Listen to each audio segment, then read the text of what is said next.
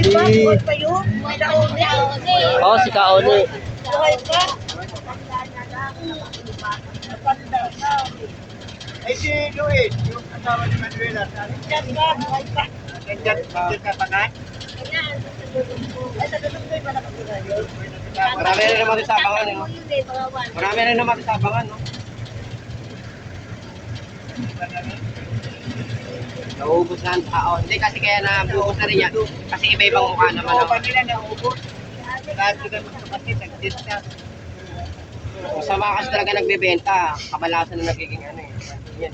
Nagbebenta ka. Kaya nga hindi siya kahit mamatay siya hindi nagbente. Masama kasi yun. Napupunta sa mga anak. Ako sa tuhod. Sa talagang tao.